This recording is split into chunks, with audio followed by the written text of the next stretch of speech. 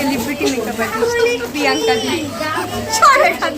Priyanka the student এক্সামে আসার পর সবার ফুল লুক তৈরি হয়ে যাওয়ার পর দিদি এইভাবে সবাইকে বসিয়ে দিয়েছে, দিদি লাইভ করবে সেই জন্য। আর ঠিক ওই মুহূর্তে আমি একটা দিদির হাতে ফোন দিয়ে বললাম যে দিদি আমাকে একটু ভিডিওটা করে দাও তো, ঝটপট একটু সবাইকে দেখিয়ে দাও।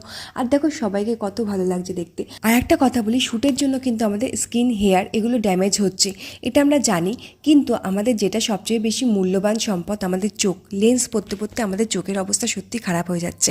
বিশেষ বিশেষ কিছু মডেল আছে তাদের কিন্তু চোখের অবস্থা খারাপ হয়ে যাওয়াতে তারা এখন লেন্স ছাড়াই শ্যুট করছে। আমি তাদের নামগুলো বলছি না, কিন্তু তোমরা অনেকেই জানো।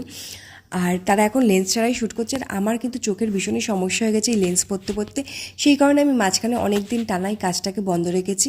আর এখন যেই সব ভালো মনের মেকআপ আর্টিস্টরা আমাকে লেন্স ছাড়াই শ্যুট করার জন্য রাজি হচ্ছে, তাদের সাথে কাজ করছি। যেমন এই ভালো মনের মানুষ, আমি সত্যি বলবো যে প্রিয়াঙ্কাদির কাছে আমি অনেক কাজ করেছি, আর প্রত্যেকটা কাজই বেশিরভাগ ক্ষেত্রে আমি লেন্স ছাড়াই করেছি।